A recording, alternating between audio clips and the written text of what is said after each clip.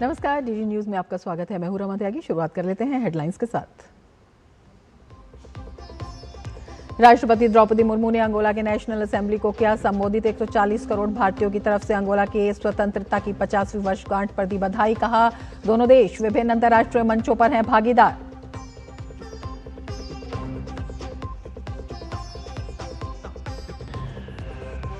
दो 2047 तक बनेगी अमृत पीढ़ी। हर बड़े शहर में खुलेगा अर्बन कोऑपरेटिव बैंक। कोऑप कुंभ 2025 के शुभारंभ के मौके पर केंद्रीय सहकारिता मंत्री अमित शाह ने युवाओं और निम्न वर्ग को सशक्त करने का किया आह्वान। कहा, आम आदमी के सपनों को पंख देंगे बैंक।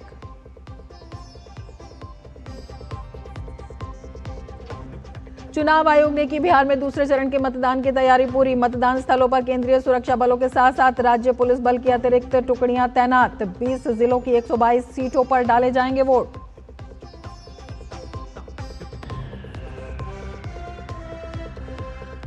दो दिनों में 2 बड़ी आतंकी साजिशें नाकाम। जम्मू कश्मीर और हरियाणा पुलिस की संयुक्त कार्रवाई में फरीदाबाद से आतंकी गिरफ्तार। 2900 किलो विस्फोटक पदार्थ बरामद।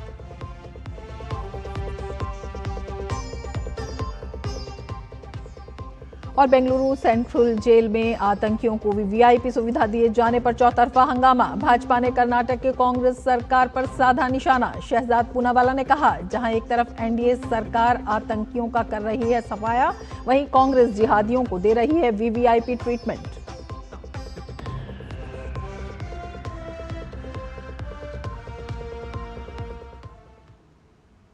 और अब विस्तार से समाचार। राष्ट्रपति द्रौपदी मुर्मू अपनी 6 दिवसीय विदेश यात्रा के पहले चरण में अंगोला पहुंची। अंगोला अपनी स्वतंत्रता दिवस की 50वीं वर्षगांठ मना रहा है। वहीं राष्ट्रपति द्रौपदी मुर्मू ने नेशनल असेंबली को संबोधित भी किया। इस अवसर पर रंगारंग सांस्कृतिक कार्यक्रम भी प्रस्तुत किए गए।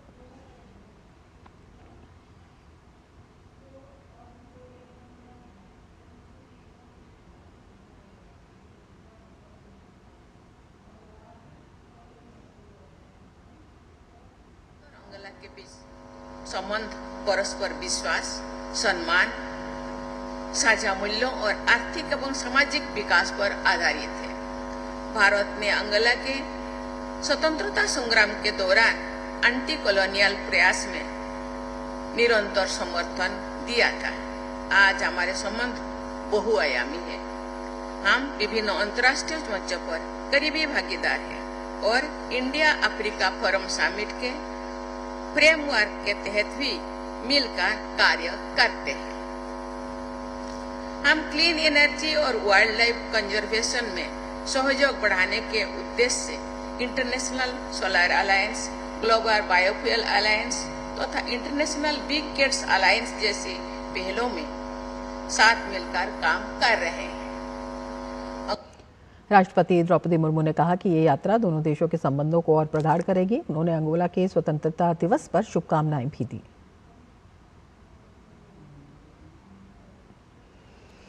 इससे पहले राष्ट्रपति द्रौपदी मुर्मू ने सोमवार को लुआंडा अंगोला में एंटोनियो अगस्टीनो नेटो स्मारक का दौरा किया। उन्होंने अगस्टीनो नेटो के स्मारक पर पुष्पांजलि अर्पित की। अगस्टीनो अंगोला के पहले राष्ट्रपति थे जिन्होंने अंगोला की स्वतंत्रता संग्राम में अंगोला की मुक्ति के लिए जन आंदोलन का नेतृत्व किया था। नेटो देश के लोकप्रिय कवि और लेखक के रूप में भी जाने जाते हैं और अंगोला के लोग उनका बहुत सम्मान करते हैं।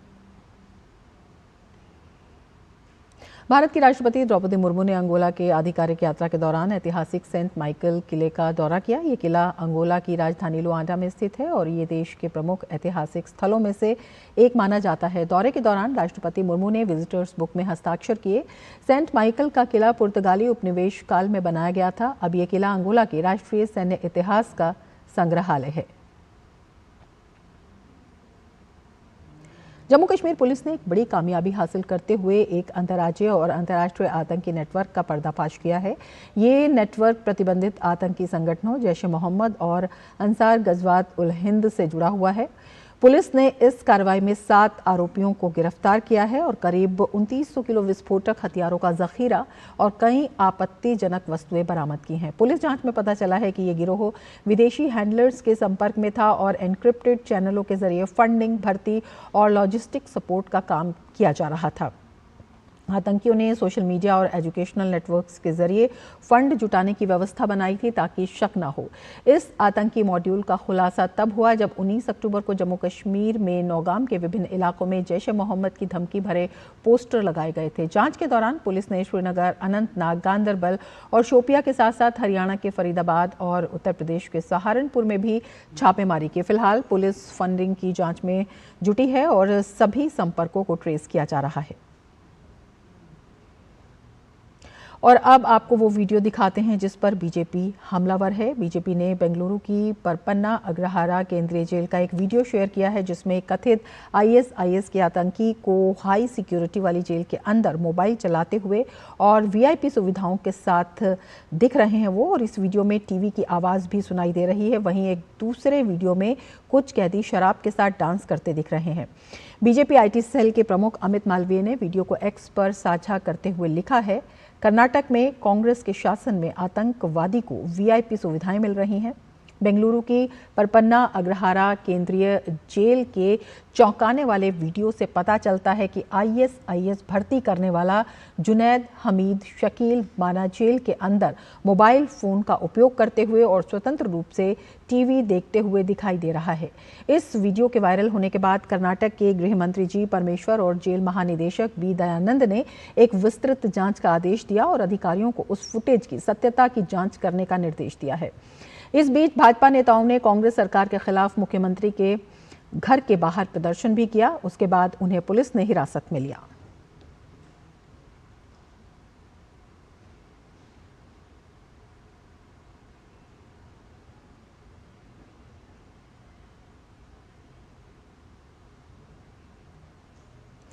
गुजरात के बाद अब हरियाणा में भी आतंकियों की धरपकड़ की कार्रवाई जारी है। हरियाणा पुलिस और जम्मू कश्मीर पुलिस ने फरीदाबाद में संयुक्त अभियान चलाकर एक आतंकी को गिरफ्तार किया है।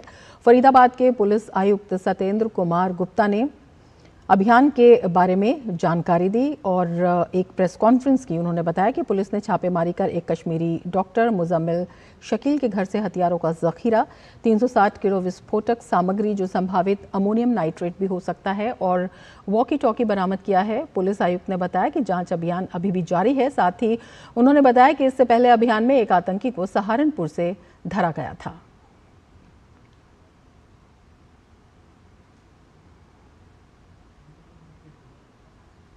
यहाँ से पकड़ा गया था जिसका नाम है डॉक्टर मुजम्मिल, और इस पे आगे कार्रवाई करते हुए जो है कल जो है रेड्स की गई, और जिसमें रेड्स के दौरान यहाँ पे लगभग 360 kg के आसपास इन्फ्लेमेबल मटेरियल है जो कि संभावित अमोनियम नाइट्रेट है। मैं क्लियर करना चाहूँगा कि इट इज़ नॉट RDX। मैं इस बात को क्लियर करूँगा क्योंकि कई जगह ये चल रहा है, तो मैं क्लियर करना चाहूँगा इट्स नॉट RDX। तो ये इन्फ्लेमेबल मटेरियल है। इसके अलावा कई और ऐसा सामान जो टेरर एक्टिविटीज़ में जिनका संभावित इस्तेमाल किया जा सकता है, जैसे टाइमर्स, लगभग 20 टाइमर्स विद बैटरीज 4, और इसके अलावा कुछ अन्य सामान है जो है यहाँ बरामद किया गया है। पुलिस आयुक्त सतेंद्र गुप्ता ने बताया कि डॉक्टर मुजम्मिल अल फलाह यूनिवर्सिटी में पढ़ाता था और फिजिशियन के तौर पर भी काम करता था। ये यहाँ पे जो है ये यूनिवर्सिटी में जो है पढ़ाता था। हाँ, he was working in Al Falah university. बाकी मैं आपको जो है बहुत सारी ऑपरेशनल डिटेल्स हैं। मैं आपको ये कहूँगा कि ये ऑपरेशन हमारा जारी है, तो ऑपरेशंस को ध्यान में रखते हुए बहुत सारी ऑपरेशनल डिटेल्स हैं जिन्हें मैं इस समय भी नहीं बता सकता। हमारा ही was a physician there. Karnataka Bengaluru की परपन्ना अग्रहारा हाई सिक्योरिटी वाले केंद्रीय जेल के वीडियो वाले मामले में भाजपा प्रवक्ता शहजाद पूनावाला ने कांग्रेस पर निशाना साधा। शहजाद पूनावाला ने कहा कि जम्मू कश्मीर से लेकर फरीदाबाद तक देश की सभी एजेंसी और देश की सरकार आतंकियों का भंडाफोड़ करने का काम कर रही है। जहां एक तरफ आतंकियों पर लगातार सरकार और एजेंसियों द्वारा हमला किया जा रहा है, वहीं दूसरी तरफ कांग्रेस पार्टी जिहादियों के खिलाफ नरम रुख अपनाने का काम कर रही है। जेल में बंद आतंकियों को वीवीआईपी ट्रीटमेंट दिया जा रहा है। जम्मू कश्मीर से लेकर फरीदाबाद तक देश की सुरक्षा एजेंसी और देश की सरकार कितने गंभीर और सजग तरीके से बिल्कुल अलर्ट होकर आतंकवाद की कोई घटना होने से पहले आतंकियों के नापाक इरादों का भांडाफोड़ कर रही है।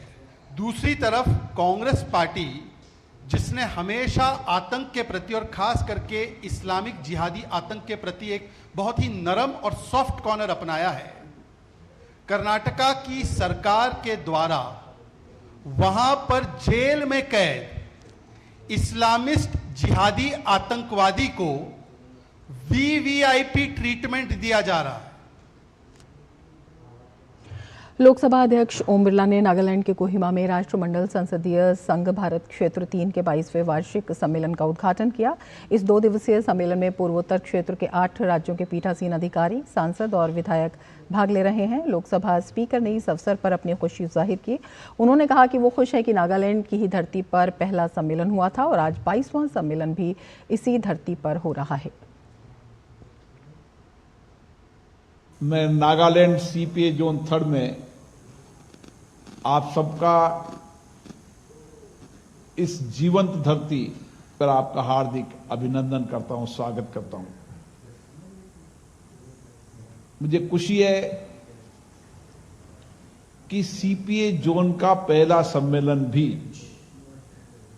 नागालैंड में हुआ था और आज 21वां सम्मेलन भी नागालैंड की धरती पर हो रहा है। बिहार विधानसभा चुनाव के 20 जिलों की 122 सीटों पर कल मतदान होगा। इसके बाद सभी की निगाहें 14 नवंबर को आने वाले नतीजों पर टिक जाएंगी। यहां एनडीए और महागठबंधन दोनों के कई प्रमुख नेताओं का भविष्य दांव पर है। दूसरे चरण में पश्चिमी चंपारण, पूर्वी चंपारण, सीतामढ़ी, शिवहर, मधुबनी, सुपौल, अररिया, किशनगंज, पूर्णिया, कटिहार, भागलपुर, बांका, जमुई, नवादा, गया, औरंगाबाद, जहानाबाद, अरवल, कैमूर और रोहतास जिले में वोटिंग होगी। चुनाव आयोग की टीम ने इन क्षेत्रों में स्ट्रांग रूम का निरीक्षण किया। निरीक्षण के दौरान सुरक्षा व्यवस्था, सीसीटीवी मॉनिटरिंग सिस्टम, पुलिस बल की तैनाती, बैरिकेडिंग, प्रवेश और निकास व्यवस्था का विस्तृत जायजा लिया गया। इसके साथ ही सभी विधानसभा क्षेत्रों के लिए चिन्हित मतगणना हॉल और कंट्रोल रूम का भी निरीक्षण हुआ। इस दौरान अधिकारियों ने संबंधित पदाधिकारियों को आवश्यक दिशा निर्देश दिए।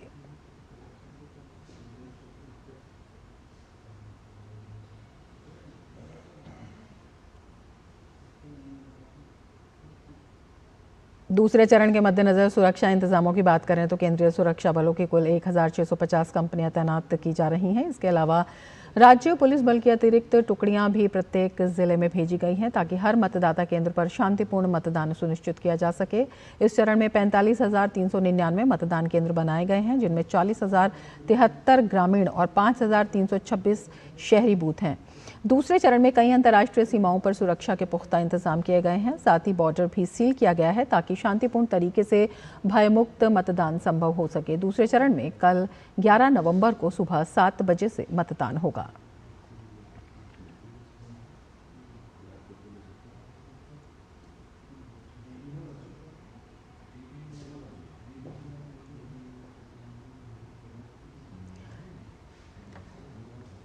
और चुनाव की जो सभी तैयारियां हैं वो पूरी हो चुकी हैं। हमारे संवाददाता निशांत राय जहानाबाद से हमारे साथ जुड़े हुए हैं। निशांत, सबसे पहले तैयारियों की ही बात करना चाहेंगे। किस तरह के विशिष्ट इंतजाम किए गए हैं? इलेक्शन कमीशन ने कई नई पहले भी की हैं और किस तरह से मतदाताओं का उत्साह नजर आ रहा है? देखिए, अगर चुनाव के प्रथम चरण की बात करें तो बिहार में बम्पर वोटिंग यानी 65% के लगभग वोटिंग हुई, जो कि पुराने सारे रिकॉर्ड तोड़े। उसकी सबसे महत्वपूर्ण भूमिका चुनाव आयोग की उसमें रही, जिसमें SIR की अगर बात की जाए तो जो फिजूल वोट थे, मतलब जिनका कोई निहितार्थ नहीं था, जो लोग मृतक हो चुके थे, जो लोग दूसरी जगह जाके बस चुके थे, उन सबके नाम काटे गए, जिसके चलते वोटिंग परसेंटेज में हमें इजाफा देखने को मिला। इसके अलावा हर बूथ पर CCTV मॉनिटरिंग है और कंट्रोल रूम जो है वो दिल्ली से लेकर बिहार तक बनाए गए हैं ताकि नज़र रखी जा सके कि किस तरीके से वोटिंग हो रही है। इसके अलावा बात करें तो जो पर्ची निकलती है जिसको लेकर मतदाता वोट देने जाता है, उसका डिजिटलाइजेशन किया गया है और मोबाइल और तमाम माध्यमों से जो है इलेक्ट्रॉनिक पर्ची निकाली जा सकती है, जिसके बाद वोटर जाके अपना वोट दे सकता है। इसी तरीके से तमाम ऐसी प्रक्रिया अपनाई गई जिसमें मतदाता वोट देने के लिए जब जाता है और आता है तो उसमें बेहद कम समय लगे। एक और चुनाव आयोग ने बड़ी पहल की है कि किसी भी बूथ पे 1200 से ज़्यादा जो है वो मतदाता नहीं रखे गए हैं। 1200 एक लिमिट दे दी गई है, जिससे कि मतदान करते हुए मतदाताओं को बेहद कम समय लगे। तो इस तरीके के चुनाव आयोग ने कई सारे नवाचार का प्रयोग किया है और पहले चरण की वोटिंग में हमें दिखा कि कितनी परसेंटेज हाइप हुई, खासकर महिला वोटरों की एक बड़ी संख्या वहां पर नजर आई। और ऐसी उम्मीद की जा सकती है कि जो दूसरे चरण का मतदान कल होना है उसके लिए भी ये तमाम तैयारियां हैं, जिससे कि लोगों को जो है वोट देने में सहूलियत हो। इसके अलावा जो संवेदनशील बूथ हैं वहां पर वोटिंग का जो समय 1 घंटे कम कर दिया गया है। वहां पर जो वोटर्स हैं एक संवेदनशील बूथ पर 1 घंटे कम वो मतदान कर पाएंगे। कुल मिलाकर कहा जा सकता है कि चुनाव आयोग ने बहुत ज़्यादा मेहनत की है और जो तमाम जागरूकता फैलाई है उसके हिसाब से अब बिहार में जो मतदाता है वो घरों से बाहर निकल रहा है, अपना वोट कर रहा है और लोकतंत्र में अपना मजबूती के साथ प्रतिनिधित्व कर रहा है। और ये कहा जा सकता है कि जमहूरियत का जो जश्न है उसको बिहार के मतदाता बहुत अच्छी तरीके से मना रहे हैं। बिल्कुल, जमहूरियत के जश्न की पूरी तरह से तैयारी है। अमरेंद्र भी हमारे साथ जुड़े हुए हैं। अमरेंद्र, विशेष इंतजाम किए गए हैं संवेदनशील क्षेत्रों में भी और जो सीमावर्ती इलाके हैं उनमें भी। किस तरह के जो मुद्दे हैं वो मतदाताओं के मन में है जो उन्हें चुनाव बूथ पर खींच कर लाएंगे?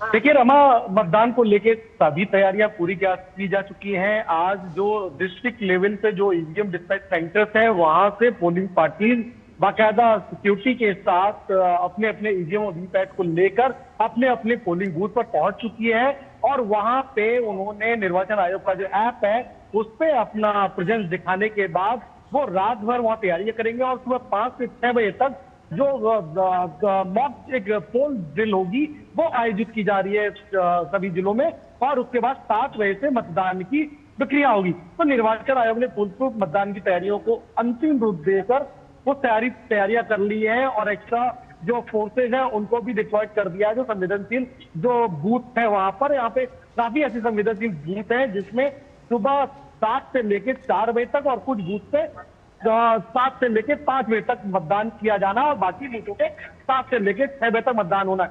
अगर आप मुद्दों की बात करते हैं तो देखिए इस बार भी बिहार में जो लगातार एक बड़ा मुद्दा बना आया है सुशासन वर्सेस जंगल राज का और सत्ता राज वर्सेस विकास का। और प्रधानमंत्री नरेंद्र मोदी की अगर 5 बड़ी रैलियां आखिरी के दिनों में देखें तो उसमें भी इस मुद्दे को धार दी गई कि आखिरकार तेजस्वी भैया की गोली और कट्टे से निकली गोली आरजेडी के मंच पर अगर बोला जा रहा है तो ये मैसेज देने का प्रयास किया जा रहा है कि बिहार में वो कैसी सरकार चाहते हैं। और ये मैसेज जनता के बीच में बहुत क्लियर है कि अब प्रधानमंत्री ने जिस तरह से अपना कैंपेन किया और उसके बाद जो चीजें बदली हैं उसके हिसाब से ये तो माना जा सकता है कि जनता ने मन बना लिया है कि उनको किन मुद्दों पे वोट करना है और कहां कैसी सरकार चुननी है। और देखिए मैं जिस रेंज में हूं ये दरअसल एक रोहतास जिला है और रोहतास जिले में सासाराम विधानसभा एक हॉट प्रोफाइल सीट है और दरअसल ये हॉट प्रोफाइल सीट काफी टाइम तक कांग्रेस का गढ़ रही, बाद में ये एनडीए का पार्टी और अभी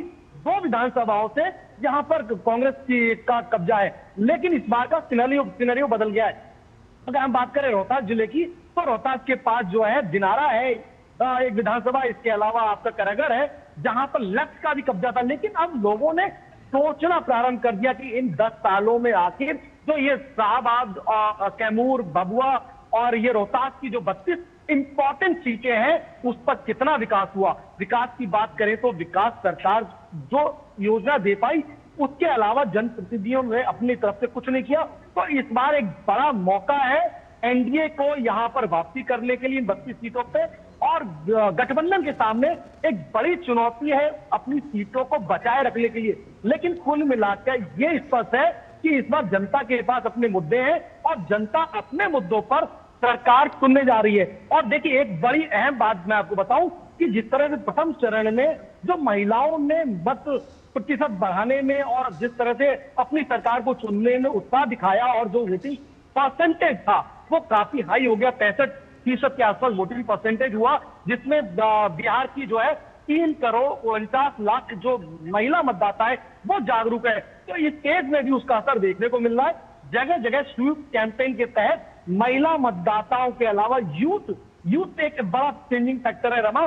14 लाख यूथ वोटर्स है और 3 करोड़ 49 लाख महिला वोटर है। ये दोनों एक बड़े फैक्टर्स हैं जो कहीं ना कहीं इस बार के मतदान में एक बड़ी भूमिका के साथ अपनी सरकार को चुन रहे हैं। और ये वाला जो स्टेज है ये इसलिए भी इंपॉर्टेंट है कि इस स्टेज की वोटिंग के बाद ही ये साफ तौर पे एक तस्वीर आ जाएगी कि बिहार में किसकी सरकार बनने वाली है। रमा, बिल्कुल। निशांत, आपसे समझना चाहेंगे, जिस तरह से अमरेंद्र बता रहे हैं, अगर हम दोनों ही चरण देखते हैं तो महिला और युवा एक बड़ा फैक्टर जो है इसमें बनकर उभर रहे हैं। इसके अलावा भी अगर हम चरण वाइज देखते हैं और पिछले प्रदर्शन देखते हैं एनडीए के भी और महागठबंधन के भी, उसको देखते हुए जो चुनावी लड़ाई है वो किस तरह से दिखाई देती है, और इस दूसरे चरण को, क्योंकि प्रथम चरण और दूसरे चरण में जो प्रदर्शन का अंतर है उससे जो फैक्टर्स हैं वो भी थोड़े थोड़े बदल जाते हैं, तो वो कितना प्रभावित कर रहे हैं, किस तरह की जो चुनावी लड़ाई है वो दिखाई दे रही है?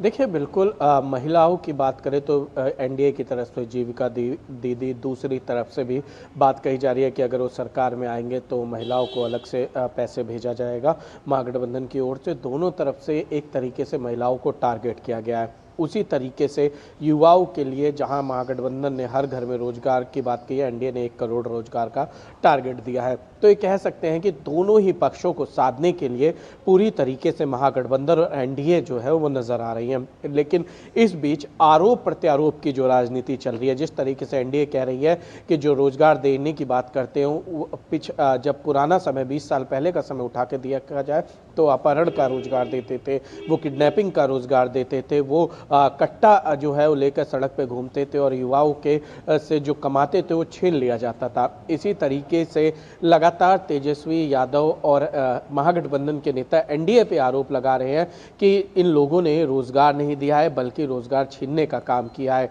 तो दोनों ही तरफ से एक दूसरे पर आरोप लगाए जा रहे हैं, लेकिन चाहे महिला वर्ग हो चाहे युवा वर्ग हो, पूरी तरीके से दोनों गठबंधनों को तौल रहा है और तोलने के बाद अपना फैसला जो है वो ईवीएम के माध्यम से जो है सुना रहा है। फैसला क्या होगा ये तो 14 तारीख को ये देखने वाली बात होगी। लेकिन एक बात तय है कि महिला और युवा दोनों जागरूक हैं।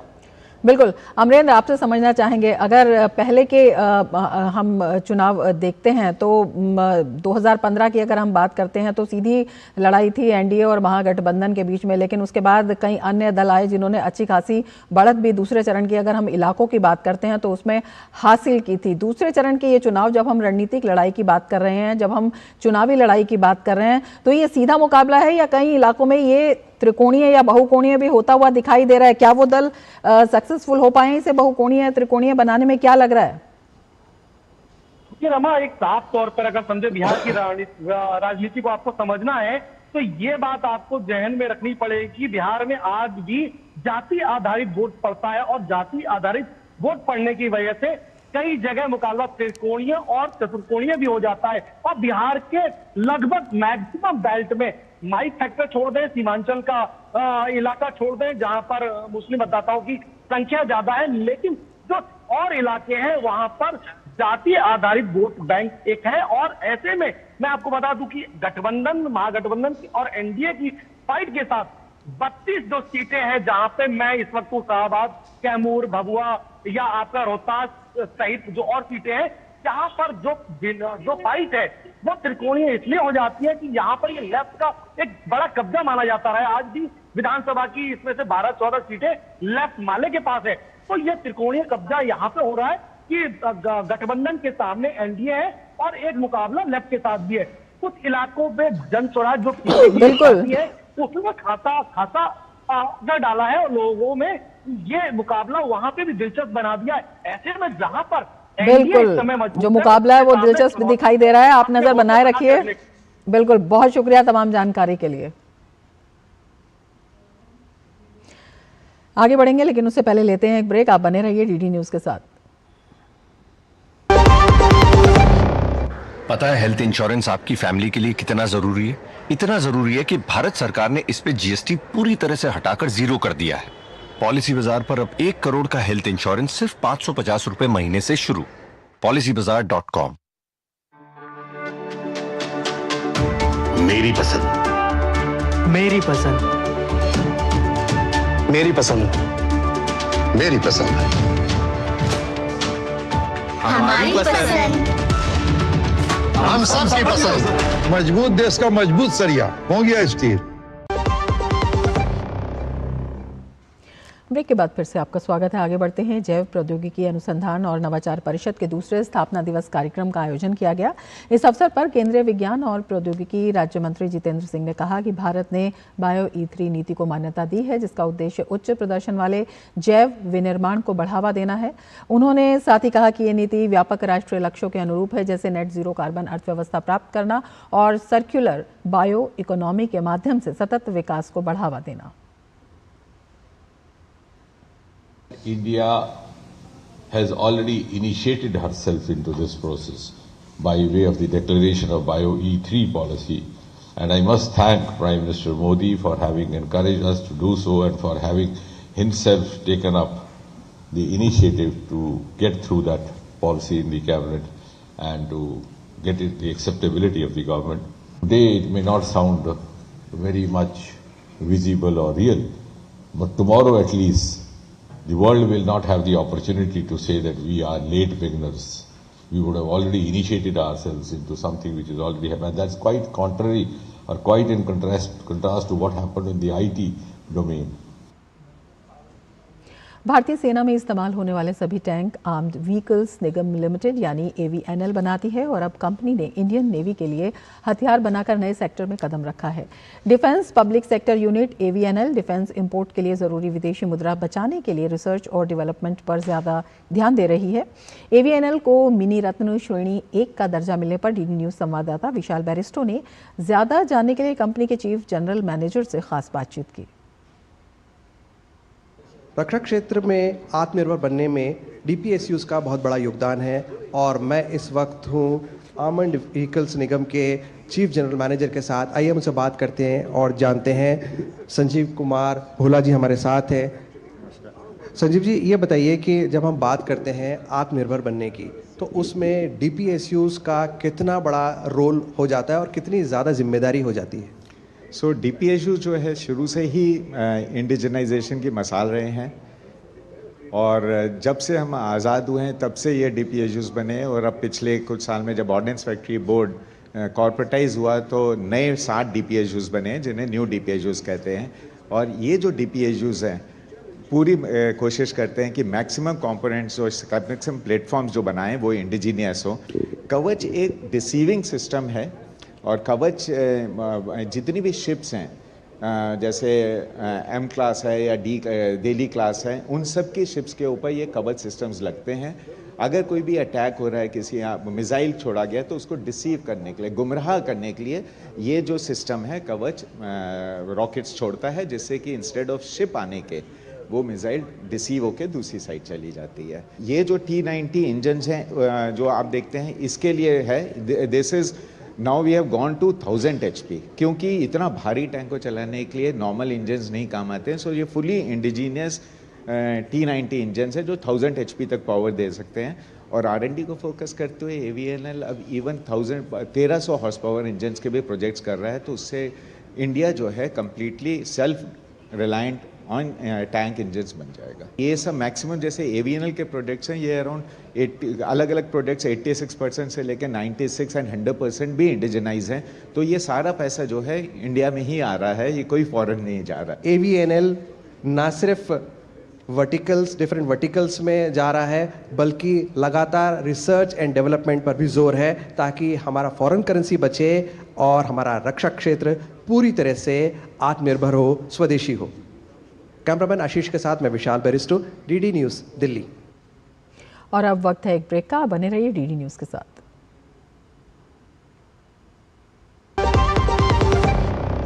जब धरती चीर कर निकलता है लोहे का पत्थर और मिलता है मोंगिया के जोश से, फिर तपता है, पिघलता है और बनता है फौलाद। अब होता है सरिया सारी खूबियों के साथ। मोंगिया स्टील, मजबूत देश का मजबूत सरिया। केंद्रीय गृह और सहकारिता मंत्री अमित शाह ने आज दिल्ली में शहरी सहकारी ऋण क्षेत्र का अंतर्राष्ट्रीय सम्मेलन कोऑप कुंभ 2025 का शुभारंभ किया। 2 दिवसीय इस कार्यक्रम में देश भर के सहकारी संगठनों, शहरी सहकारी बैंकों और विभिन्न सहकारिता संस्थानों के प्रतिनिधि शामिल हो रहे हैं, जहां सहकारिता क्षेत्रों के भविष्य और विकास पर चर्चा की जा रही है। कार्यक्रम का उद्देश्य सहकारिता आंदोलन को मजबूत बनाना, ग्रामीण अर्थव्यवस्था को सशक्त करना और सहकारी संस्थाओं के माध्यम से सबका साथ सबका विकास के लक्ष्य को आगे बढ़ाना है। इस मौके पर कार्यक्रम को संबोधित करते हुए अमित शाह ने कहा, आईसीए ने वैश्विक रैंकिंग में अमूल को पहला और इफ्को को दूसरा स्थान दिया है, जो देश के सहकारिता आंदोलन की सफलता को दर्शाता है।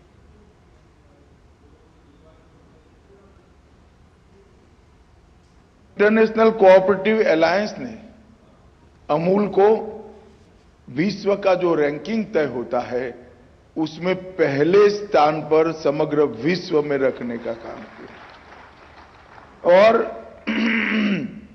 दूसरा स्थान भी भारत की ही कोऑपरेटिव इफ्को को मिला है। ये दिखाता है कि आज भी कोऑपरेटिव का कंसेप्ट, कोऑपरेटिव का विचार, कोऑपरेटिव संस्कृति कालबाह्य नहीं हुई।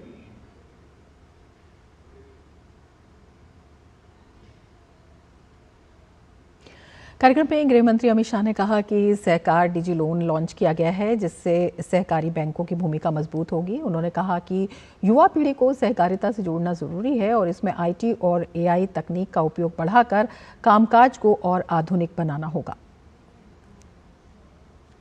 सहकार डिजी पे और सरकार डिजी लोन, ये दोनों को अम्ब्रेला संगठन के द्वारा लॉन्च किया गया है। हमारी युवा पीढ़ी को कोऑपरेटिव के साथ जोड़ना, इसके लिए हमने त्रिभुवन सहकारी यूनिवर्सिटी बनाई है, जो नए प्रोफेशनल्स तैयार करेगी, जो कोऑपरेटिव सेक्टर की हर प्रकार की जरूरियात को पूरी करेगी। इसमें इंजीनियर भी होंगे, डेयरी के साथ जुड़े हुए सभी लोग होंगे, अकाउंटिंग, मार्केटिंग, सभी प्रकार के एमबीए तक का कोर्स कर युवा पीढ़ी बाहर निकलेगी, जिसमें centralise IT system, digital payment और एआई आधारित मूल्यांकन, ये सभी का समावेश करते हुए हम एनालिसिस कर हम कहां पर वीक है, हमारी क्षतियां क्या है और हमारी स्ट्रेंथ क्या है, इसका अभ्यास कर हम आगे बढ़ेंगे। और हमारे साथ रमन कुमार जी इस वक्त जुड़े हुए हैं, संयुक्त सचिव हैं सहकारिता मंत्रालय में। उनसे हम चर्चा करेंगे और जानेंगे कि किन मायनों में खास है ये कुंभ।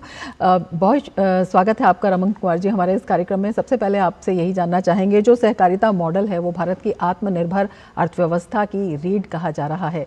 जिस तरह से ये एक बड़ा कार्यक्रम जो है शुरुआत की गई है, तमाम स्टेक होल्डर इसमें शामिल हो रहे हैं, किस तरह से जो अलग अलग क्षेत्र हैं उन पर इसका प्रभाव दिखता है? जी नमस्कार, बहुत बहुत धन्यवाद। आज माननीय गृह एवं सहकारिता मंत्री जी ने अर्बन कोऑपरेटिव बैंक्स के एक इंटरनेशनल कॉन्फ्रेंस को उद्घाटन और मुख्य अतिथि के रूप में संबोधन करते हुए उन्होंने पूरे देश को और पूरी दुनिया में ये संदेश दिया कि भारत के भविष्य में विकास का जो मॉडल है उसमें सहकारिता एक केंद्र होगा। यद्यपि ये एक अर्बन कोऑपरेटिव बैंकिंग का कार्यक्रम था, लेकिन उन्होंने उल्लेख किया कि विश्व की जो रैंकिंग है इंटरनेशनल कोऑपरेटिव अलायंस, उन्होंने भारत के 2 कोऑपरेटिव ऑर्गेनाइजेशन को विश्व की नंबर 1 और नंबर 2 संगठन के रूप में पहचान किया है। ये भारत के लिए और भारत की सहकारिता के मॉडल के लिए बहुत बड़ी उपलब्धि है और आने वाले समय में ये हमारे लिए एक रोड मैप का काम करेगा।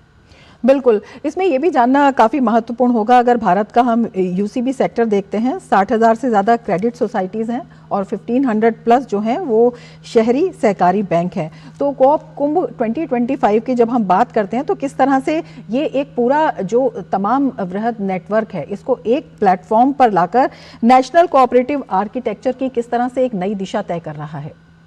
जी, तो बहुत ही अच्छा प्रश्न आपने किया है। मैं ध्यान दिलाना चाहूँगा कि माननीय प्रधानमंत्री जी ने गत वर्ष इंटरनेशनल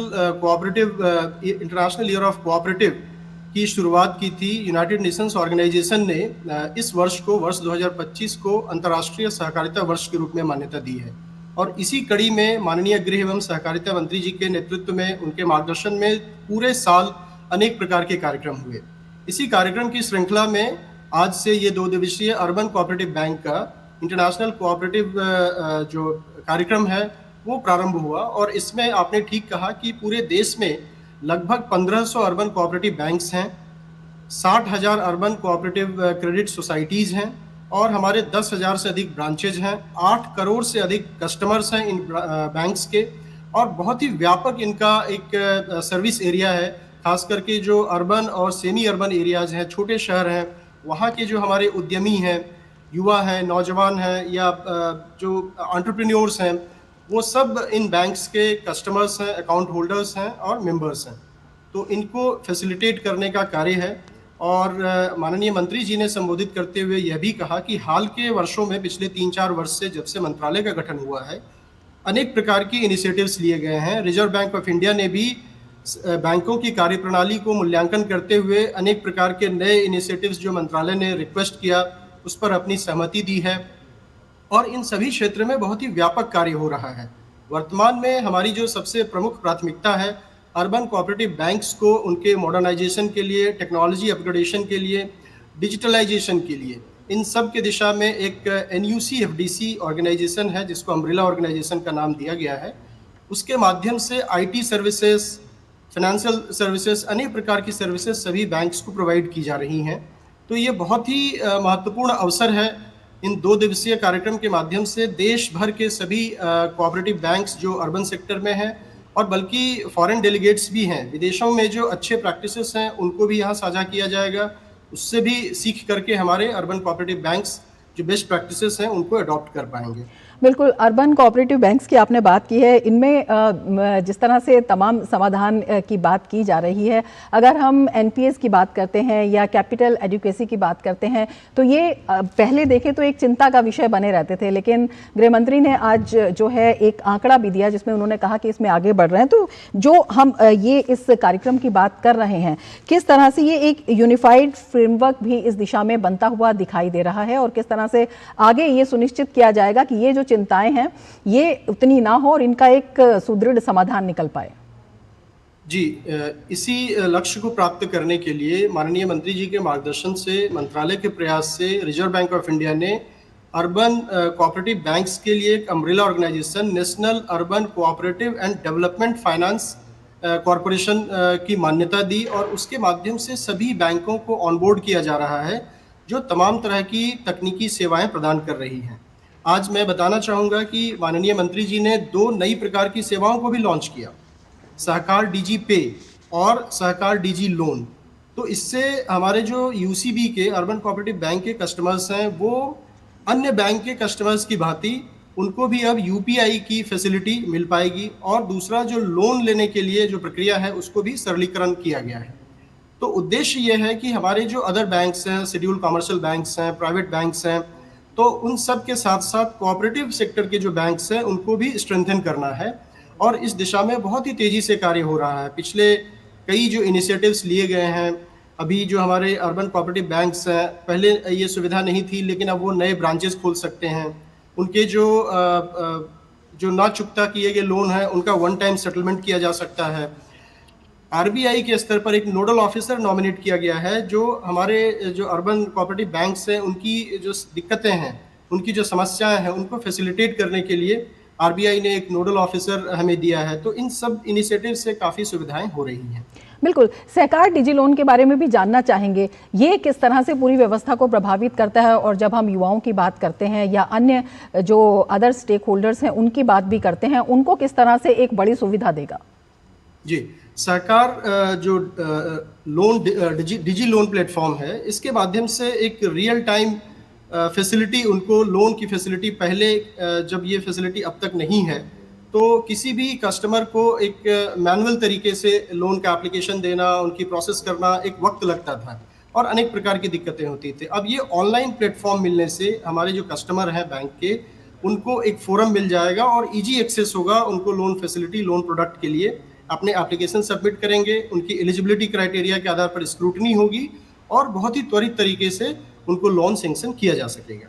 इसमें पूरे देश में अभी युवाओं के माध्यम से उनको इकोनॉमिकली एम्पावर करने के लिए जो अनेक तरह के इनिशिएटिव हैं, तो डेफिनेटली ये एक तरह से ईज ऑफ डूइंग बिजनेस जो माननीय प्रधानमंत्री जी की संकल्पना है और उनका जो मार्गदर्शन है पूरे देश में उद्योग धंधों को आगे बढ़ाने के लिए, तो इस सुविधा का लाभ यहाँ भी युवाओं को मिल पाएगा।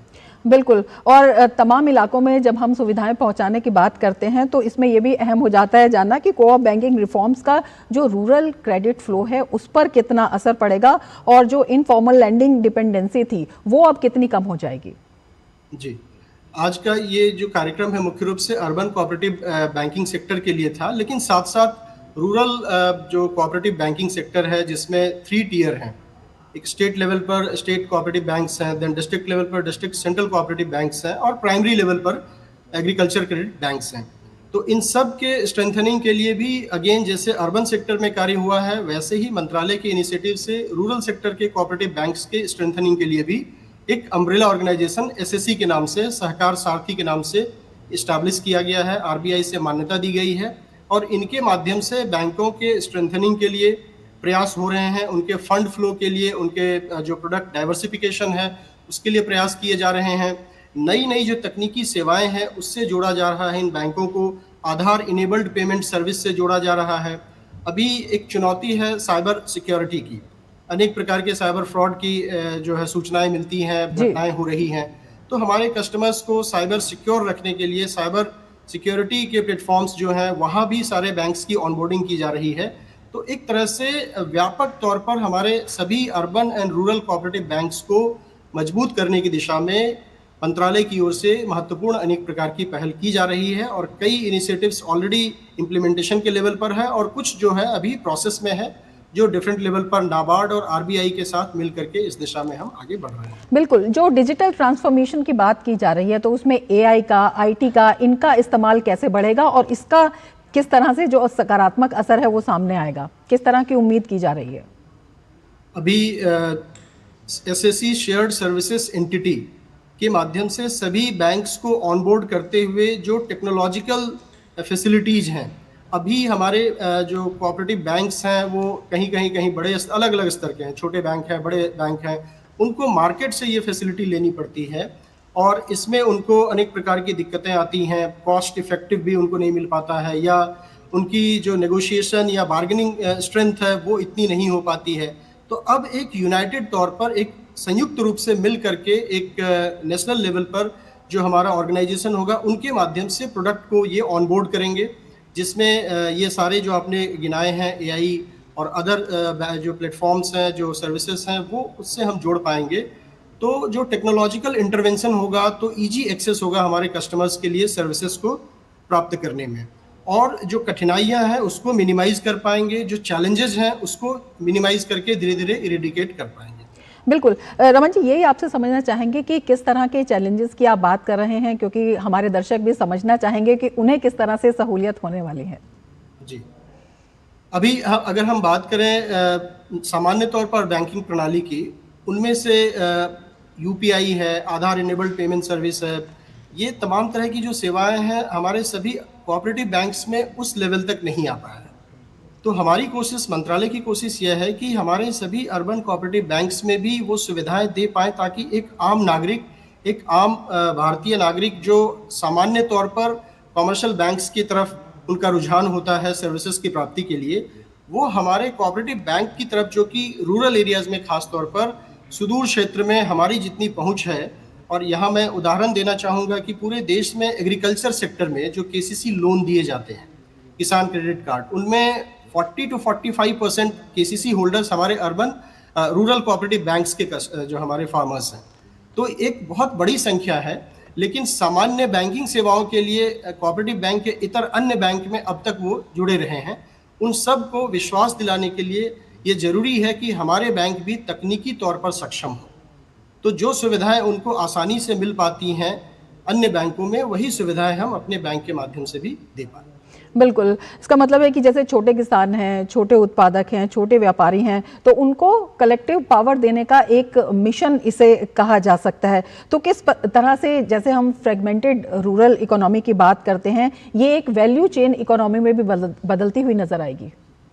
जी, रूरल सेक्टर में बहुत ग्राउंड लेवल पर, ग्रामीण क्षेत्र की बात करें तो वहाँ पर एग्रीकल्चर क्रेडिट के साथ साथ डेयरी सेक्टर में, फिशरी सेक्टर में भी क्रेडिट की बहुत ही महत्वपूर्ण आवश्यकता है। हमारे जो छोटे किसान भाई हैं, पशुपालक हैं, तो रूरल कोऑपरेटिव बैंक्स को स्ट्रेंथन करने से इनकी जो पंचायत स्तर की इकाई है, क्षेत्रीय इकाई है, उनके माध्यम से क्रेडिट की फैसिलिटी देने से एक साथ एक जगह से हम किसानों को, पशुपालकों को, मत्स्य पालकों को ऋण की सुविधा उपलब्ध करा पाएंगे, जो अदरवाइज अभी वो निजी क्षेत्र में या जो महाजन है कहीं पर, तो उनसे वो प्राप्त करते हैं ऊंचे दरों पर, तो उनको हम सस्ते दर पर और जो सरकार की व्यवस्था है उसके अंतर्गत, योजनाओं के अंतर्गत उनको लाभान्वित हम कर पाते हैं और अब और बेहतर तरीके से हम इसे कर पाएंगे। बिल्कुल, तो जो पूरा वैल्यू चेन है उससे हम अपने किसान भाइयों को और बेहतर तरीके से जोड़ पाएंगे। उनको क्रेडिट की अवेलेबिलिटी होगी तो उनके प्रोडक्ट में ये सहायता पहुंचेगी। फिर उनके प्रोडक्ट को आगे मार्केट एक्सेसिबिलिटी देने के लिए भी सहकारिता मंत्रालय की कई पहल की गई हैं। पैक्सों के माध्यम से अनेक प्रकार की सेवाएं जो पहले केवल एग्रीकल्चर क्रेडिट में काम करती थी, अभी जो मॉडल बायलॉज मंत्रालय की तरफ से सुझाए गए हैं उसके माध्यम से हमारा लक्ष्य है कि प्रत्येक पैक्स कम से कम 3 तरह की आर्थिक गतिविधि करे। वैसे उनके लिए तो ऑप्शन है कि 25 तरह की गतिविधि वे कर सकते हैं, तो इनके माध्यम से उनकी इकोनॉमिक एक्टिविटी बढ़ेगी। तो जब हमारे पैक्स मजबूत होंगे तो हमारे किसान मजबूत होंगे और अल्टीमेटली जो ग्रामीण अर्थव्यवस्था है उसमें ये पूरा का पूरा बेहतर तरीके से योगदान कर पाएंगे। बिल्कुल, इसी पर हम चर्चा जारी रखेंगे, लेकिन वक्त हो चला है एक ब्रेक का। आप जुड़े रहिए डीडी न्यूज़ के साथ।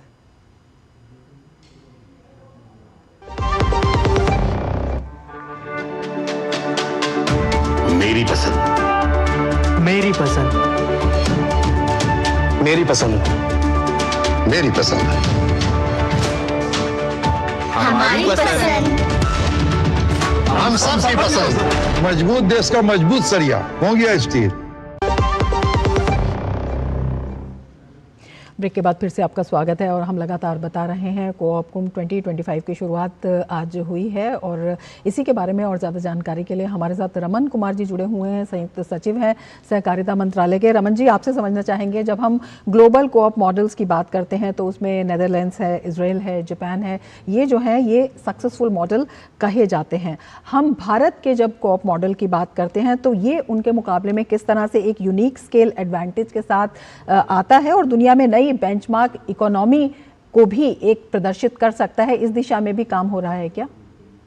जी, आपने सही नाम गिनाए। विश्व स्तर पर नीदरलैंड के बैंक हैं या इजराइल के बैंक हैं, ये बैंक बहुत अच्छा काम कर रहे हैं। भारत में भी माननीय प्रधानमंत्री जी के नेतृत्व में, माननीय गृह मंत्री, सहकारिता मंत्री जी के मार्गदर्शन में मंत्रालय के जो प्रयास हैं, अब तक अर्बन कोऑपरेटिव बैंकिंग सेक्टर में हमारे यहाँ भी अनेक प्रकार की सफल कहानियाँ हैं।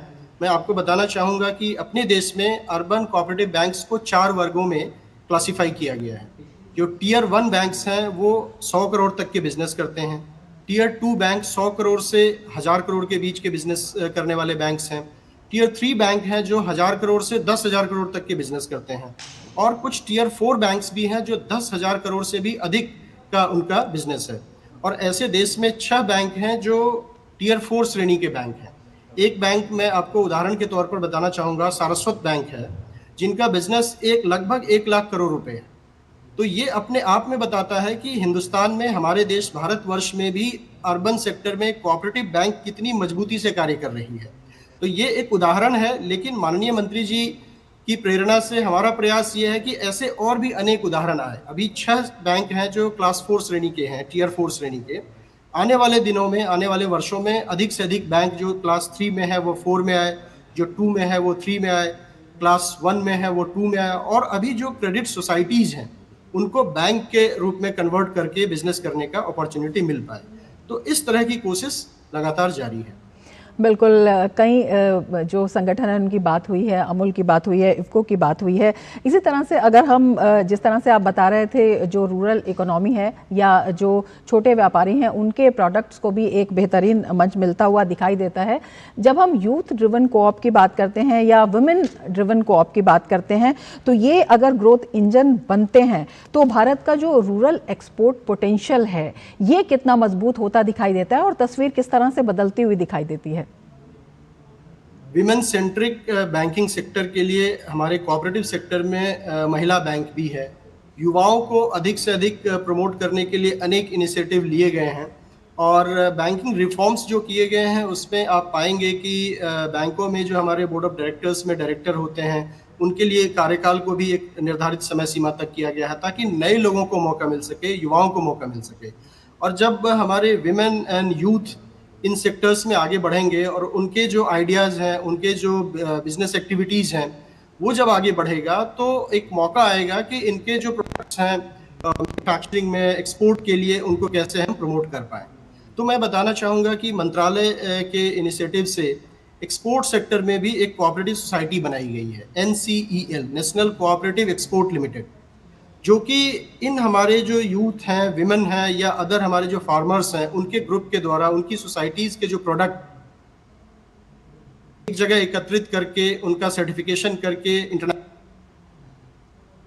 NCEL के माध्यम से एक्सपोर्ट किया जा सके। और इस दिशा में पिछले 2 वर्ष में काफ़ी तेज़ी से कार्य हुआ है और आने वाले दिनों में हमारा लक्ष्य है कि NCEL के माध्यम से एक्सपोर्ट को अधिक से अधिक और अधिक किया जा सके। बिल्कुल, इसका जो फ़ायदा है वो छोटे व्यापारियों की भी हम लगातार बात कर रहे हैं उसमें होगा, और उसमें MSME सेक्टर जो है वो काफ़ी अहम हो जाता है। तो उसमें जो क्रेडिट गैप है उस पर भी ये असर डालेगा, उसमें भी किस तरह का फ़ायदा जो है इस तरह के व्यापारियों को मिलता हुआ नज़र आएगा जो इसमें जुड़े हुए हैं या अपने नए स्टार्टअप्स भी जो शुरू करने वाले हैं? जी, इस दिशा में भी 2 नई पहल हुई है। पहले हमारे जो कोऑपरेटिव सेक्टर के स्टार्टअप थे उनको स्टार्टअप के रूप में उस प्रकार से मान्यता नहीं मिल पाई थी। अब स्टार्टअप की श्रेणी में हमारे कोऑपरेटिव सोसाइटीज़ के जो स्टार्टअप हैं वह भी आ पाया है। तो इससे आपने जो प्रश्न किया उसका एक समाधान हो पाता है कि कोऑपरेटिव सोसाइटीज़ भी अब स्टार्टअप की श्रेणी में आएंगे तो उनको जो इंसेंटिव है, उनको जो प्रमोशन के लिए हमारे सरकार की जो योजनाएं हैं इसका लाभ मिल पाएगा। दूसरा जो क्रेडिट गैप है MSME सेक्टर में, इसके लिए CGT MSE को के अंतर्गत कवरेज के लिए भी हमारे कोऑपरेटिव बैंक्स को हम लोग लगातार मोटिवेट कर रहे हैं, उनको तैयार कर रहे हैं कि CGT MSE के अंतर्गत मेंबर लेंडिंग इंस्टीट्यूट के रूप में अगर वो रजिस्ट्रेशन करा लेते हैं तो उनके जो कस्टमर्स हैं उनको एक सिक्योर लोन मिल पाएगा और क्रेडिट को हम और बेहतर तरीके से अपने जो मेंबर्स हैं उन तक पहुंचा पाएंगे। बिल्कुल, एक और अहम इसमें प्रश्न आ जाता है कि अगर हम देश में फिनेंशियल इंक्लूजन टारगेट का जो भार देखते हैं तो उसमें जो 60% है वो ग्रास रूट कोऑपरेटिव स्ट्रक्चर्स जो हैं वो उठाते हैं। ये एक डेटा सामने आया था। तो इस सामर्थ्य को अगर हम कोऑप कुम 2025 की बात करते हैं तो फॉर्मल फिनेंशियल इकोनॉमी में किस तरह से मेन स्ट्रीम में किया जा सकता है या इस दिशा में भी कुछ विचार है? जी, अपने जो एक तरह से इंगित किया कि जो रूरल सेक्टर है, जो ग्रास रूट लेवल पर हमारी इकॉनमी है, उसको स्ट्रेंथन करने के लिए कोऑपरेटिव्स कैसे और बेहतर भूमिका निभा सकता है। जी, मैं बताना चाहूँगा कि देश में अभी लगभग 1 lakh primary agriculture cooperative societies हैं। हमारा लक्ष्य है कि हम 2 लाख पैक्स बनाएं और आने वाले 4-5 वर्ष में कोई ऐसा गाँव ना हो जहाँ कम से कम एक कोऑपरेटिव सोसाइटी ना हो। तो इस दिशा में हमारे जो प्रयास हैं, तो कोऑपरेटिव सोसाइटी यानी लोगों का संगठन, लोगों का एकत्रीकरण और उनके बिजनेस के माध्यम से उनकी प्रोस्पेरिटी और प्रोस्पेरिटी का distribution among all the members, ये फ़र्क है कोऑपरेटिव और कंपनी में।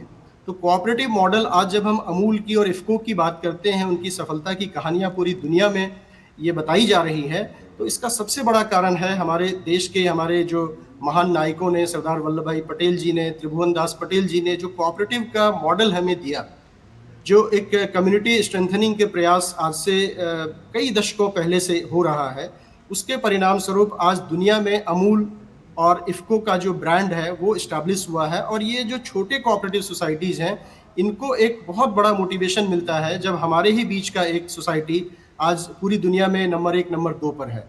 तो डेफिनेटली प्राइमरी लेवल के जो हमारे कोऑपरेटिव सोसाइटीज़ हैं वो धीरे धीरे स्ट्रेंथन होंगे तो उनका देश की इकॉनमी पर एक व्यापक असर होगा और उस असर का प्रभाव हमारे आम जो किसान भाई हैं, जो आम हमारे ग्रामीण भाई बहन हैं, उनको इन फायदों का लाभ जब इक्विटेबल तरीके से मिलेगा तो देश आगे बढ़ेगा और देश के सभी नागरिक भी कदम से कदम मिलाकर आगे बढ़ेंगे। बिल्कुल, इसमें अंत में एक पूछना चाहेंगे, इसमें जो जन भागीदारी का लक्ष्य है वो क्या रखा गया है और उसमें ट्रांसपेरेंसी और ऑडिट डिजिटाइजेशन की जिस तरह से हम बात कर रहे हैं वो किस तरह से इसमें सुनिश्चित होगा?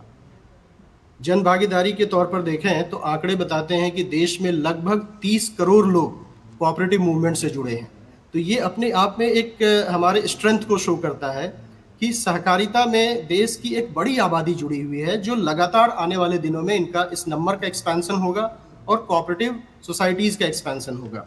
तो इनके माध्यम से जब ये आंकड़े कंसोलिडेट होंगे और आगे बढ़ेंगे तो डेफिनेटली इसका प्रभाव व्यापक तौर पर इनकी गतिविधियों के माध्यम से जो हमारी इकोनॉमिक व्यवस्था है, जो हमारी सामाजिक सशक्तिकरण का कार्य है, उन सबको इसका लाभ मिलेगा। बहुत शुक्रिया रमन जी हमसे जुड़ने के लिए और इतनी महत्वपूर्ण जानकारी हमारे दर्शकों के साथ साझा करने के लिए। इसके साथ ही इस बुलेटिन में फिलहाल इतना ही। दीजिए इजाज़त। नमस्कार।